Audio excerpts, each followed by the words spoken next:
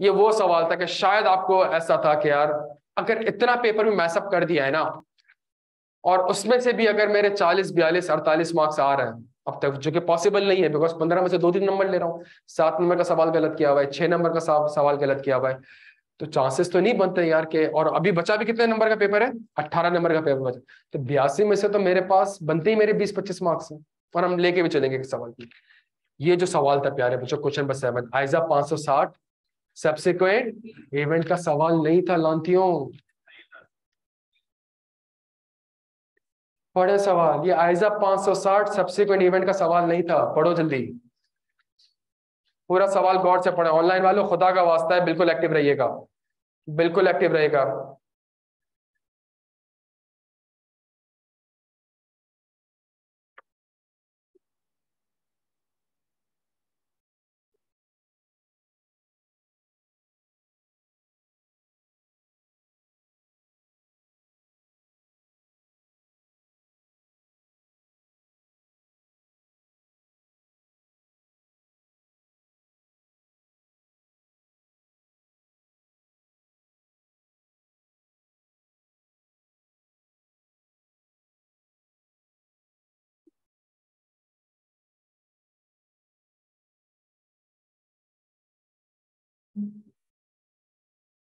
हाँ जी भाई, सवाल की रिक्वायरमेंट है evaluate the end suggest the auditors.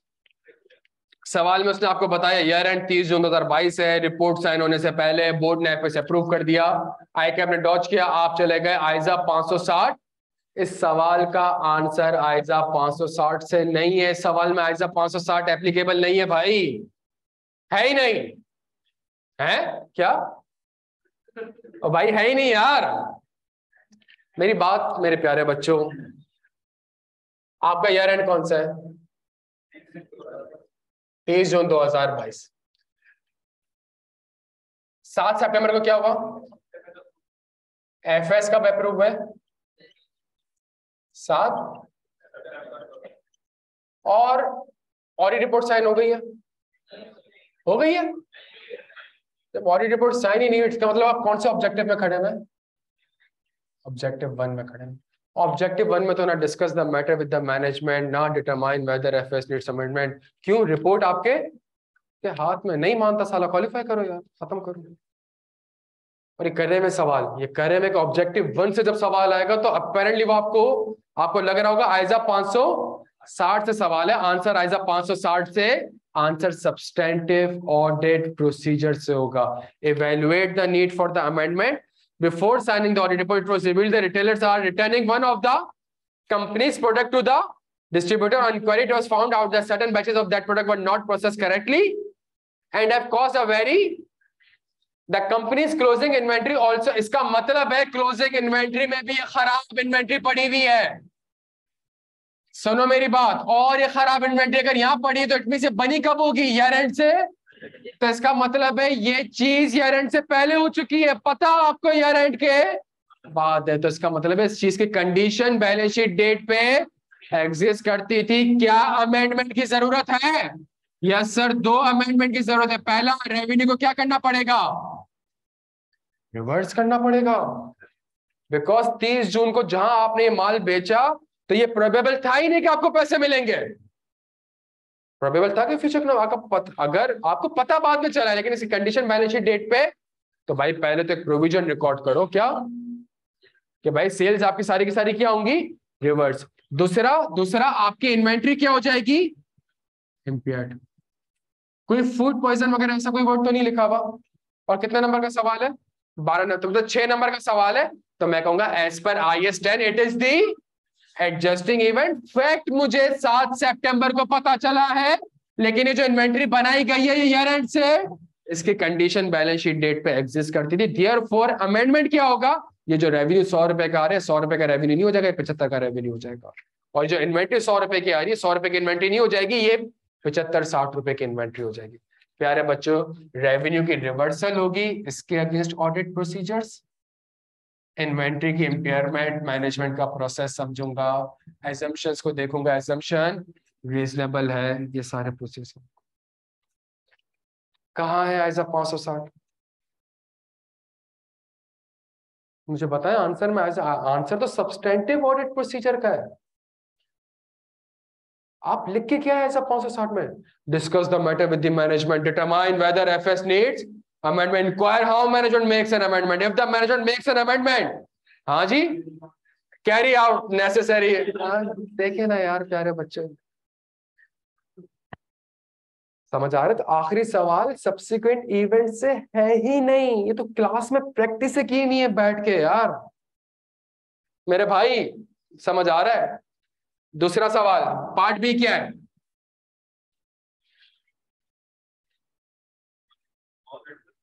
हाँ जी, ये मेरा कौन सा इवेंट है? ये नॉन एडजस्टिंग है, बिकॉज मैं कंसोलिडेट कर ही नहीं सकता जब तक भाई एक्विजिशन डेट क्या होगी यार? एक्विजिशन डेट पे सारी अकाउंटिंग होगी ना, तो एक्विजिशन डेट कौन सी है? 10 जुलाई की। तो भाई ये कौन सा इवेंट है? ये नॉन एडजस्टिंग इवेंट है, सही है। इसका एफएस में क्या जाएगा? डिस्क्लोजर ऑडिट प्रोसीजर्स में मैं डिस्क्लोजर की एडिक्वेसी देख लूंगा, और उसके लिए मुझे क्या देखना पड़ेगा? जल्दी से बता दे, मुझे क्या देखना पड़ेगा? मुझे एग्रीमेंट देखना पड़ेगा, मुझे कैश कंसिडरेशन देखनी पड़ेगी, मुझे फेयर वैल्यू ऑफ, बच्चों यार याद आ रही है? एक तो इंटेंजिबल वो होती है जो बनाता हूं, एक इंटेंजिबल वो होती है जो और एक इंटेंजिबल मेरी गुडविल की शक्ल में। तो सब्सिक्वेंटली डिस्क्लोजर आएगा क्या? ये तो आएगा कि आपने एक कंपनी के 75% शेयर्स खरीद लिए हैं 500 रुपए के, और उसके नेट एसेट्स कितने के थे? 400 रुपए के थे, और उसके नेट एसेट्स कितने के थे? एक सेकंड, सॉरी यार, ये उसको प्यारे बच्चे अकाउंटिंग नहीं हो रही है, डिस्क्लोजर में भी तो कुछ ना कुछ तो जाएगा ना भाई। भाई ये डिस्क्लोजर क्या दोगे मुझे बताओ? हाँ मुझे बताओ, डिस्क्लोजर क्या? नॉन एडजस्टिंग इवेंट है ना, क्या जाएगा? नॉन एडजस्टिंग इवेंट है, क्या जाएगा? डिस्क्लोजर क्या जाएगा? डिस्क्लोजर बताए ना यार, डिस्क्लोजर क्या जाएगा? मैंने फला कंपनी को एक्वायर करी है, कब एक्वायर करी है? 10 जुलाई को। कितने की एक्वायर करी है? 4 मिलियन की। और कितने शेयर्स लिए? अबे नहीं, पूछ रहा हूँ कॉमन सेंस, ये सब डिस्क्लोज करती है सारी चीजें कहाँ लिखी हुई होगी? एग्रीमेंट में लिखी हुई, तो एग्रीमेंट देखोगे, fair value of net assets देखोगे, इतने परसेंट शेयर्स एक्वायर करा। तो उसने यहाँ पे इंटेंजिबल एसेट्स के प्रोसीजर्स पूछे आपसे, इन्वेंट्री के इम्पेयरमेंट के प्रोसीजर पूछे आपसे, सेल्स रिटर्न के ऑडिट प्रोसीजर पूछे, और आप क्या लिख कर आए? आइजा 560 सब्सिक्वेंट इवेंट। तो गया 12 नंबर, 12 नंबर का सवाल है तो गए 12 नंबर ही। कितने लोगों ने हरकत करी है बच्चों? अगेन मुझे एक बात बता दें, फायदा हुआ सेशन से, पता चली कि यार हमसे हमसे गलतियां कहाँ हो रही हैं। आप याद करते रहे जो कुछ आपको याद करना है, मैं कभी मना नहीं करूंगा, लेकिन सबसे इंपॉर्टेंट चीज क्या है कि यार लिखना तो पता हो कि लिखना क्या है। 560 का पूरा रट्टा लगाया हुआ, फायदा क्या जब मैं पेपर में गलत लिख कर आ गया? और आप जितना अच्छा ऐसा 560 लिख के आ जाए पेपर में, आपको मार्क्स नहीं मिलेंगे। क्या लगता है, सही मार्क्स आए गलत मार्क्स आए? ज्यादा आ गए। और यही बात मैंने कल वीडियो में कही थी आपसे कि पेपर से पहले वही बच्चा कहता है रिजल्ट से वक्त के, यार सर मुझे तो लगता है गलत फेल हुआ हूँ। आई कैप से भी अगर आप रीचेक करा लेंगे, इतना पिन पॉइंट आपको कभी पता नहीं चल सकेगा। सजेस्टेड आंसर अभी महीने बाद आएगा शायद, तो उस वक्त तक आप अपनी तैयारी तो नहीं रोक सकते। तभी ये सेशन बड़ा इंपॉर्टेंट होता है बच्चों, जिसमें आपको पता चल जाता है कि यार हमसे हमसे गलतियां। अब आपको पता चल गया बच्चों, ये कुछ क्लियर हुआ यार? स्ट्रेटेजी क्लियर है मेरे प्यारे बच्चों। अब करना क्या है, इस सब्जेक्ट को थोड़ा सा हल्का हमने हमने नहीं लेना है। खुदा ना खास्ता ये रुकने पे आएगा ना, ये नहीं छोड़ेगा आपका पीछा। समझ, मेरी बात समझने की कोशिश करिएगा।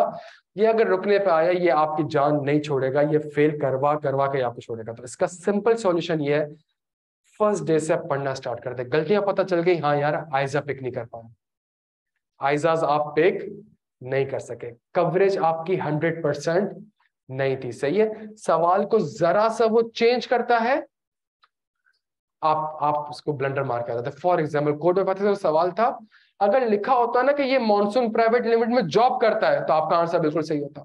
सिर्फ ये नहीं लिखा हुआ था, क्या नहीं लिखा हुआ था कि जॉब करता है, तो पूरा आंसर गलत हो गया। तो अब पढ़ना एक एक सेक्शन को इस तरीके से कि अगर सवाल में ऐसे लिखा हुआ आ जाए तब हम क्या करेंगे? अगर ऐसी चीज आ जाए, और याद करें साइमल्टेनियसली लिखें, जितना लिखते रहेंगे प्यारे बच्चों उतने, लेकिन सही लिखना है ना, तो सही लिखने के लिए आपका कॉन्सेप्चुअली साउंड होना बहुत लाजमी है। देखें ना आप सवाल में सब्सिक्वेंट इवेंट ऐसा ही है।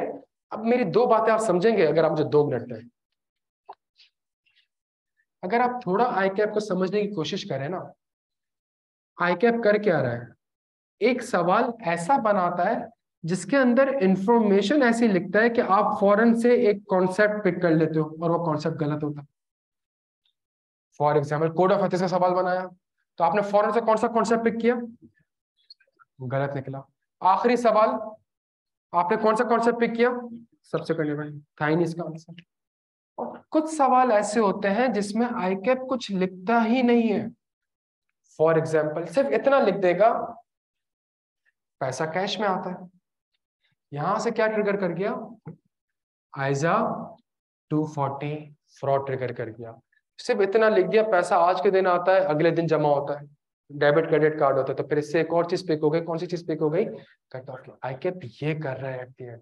दो ही किस्म के सवाल होंगे यार, कि यहाँ तक बात समझ आ रही है? एक तो सवाल में आपको इन्फॉर्मेशन ऐसी दे रहा होगा कि आप कहोगे यार ये चीज अप्लाई होगी, वो चीज अप्लाई नहीं हो रही। कोई सवाल आपको ऐसे देखे ना, सुनिएगा, सवाल आपको कैसे दिया कि रिस्क बताएं और गोइंग कंसर्न बताएं, ये सवाल था ना। तो आपने 4 पॉइंट्स पढ़े, आपने कहा 2 पॉइंट रिस्क से रिलेटेड है, 2 पॉइंट ये पेपर में भी आपने ये कंक्लूड किया होगा, वो 2 पॉइंट गोइंग कंसर्न से रिलेट नहीं थे, उससे भी आपके 2-3 ऑडिट रिस्क आइडेंटिफाई हो सकते। वो कंफ्यूज ही आपको ऐसे करता है।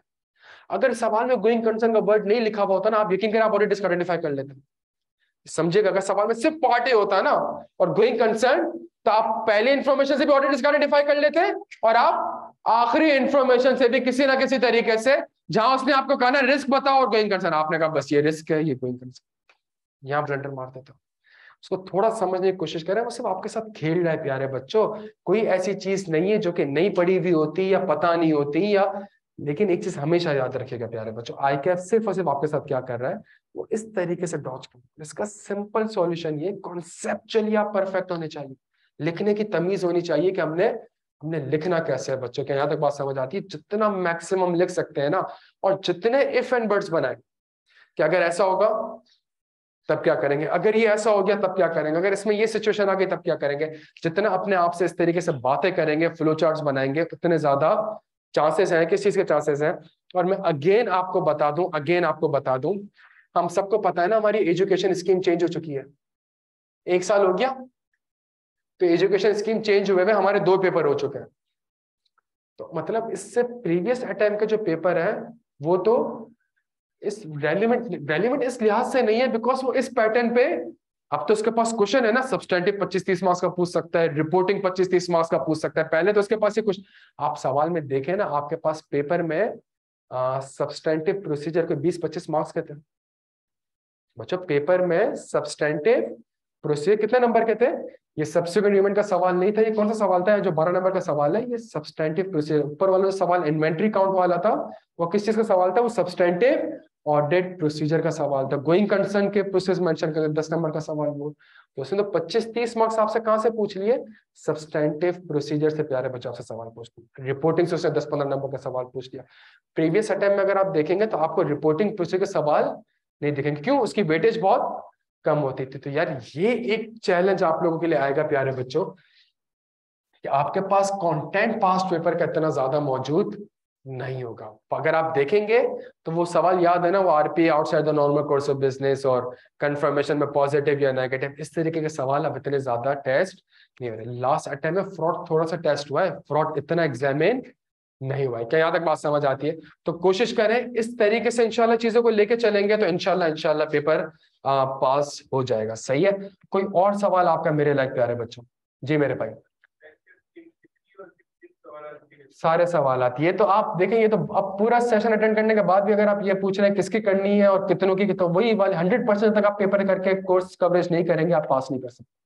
कोर्स कवरेज तो आपकी 100% होनी चाहिए। देखें ना, कोड ऑफ एथिक्स का भी सवाल देखें, जो उसने पूछी है चीजें उसने आज तक नहीं पूछी। Accounting records and FS, taxation services,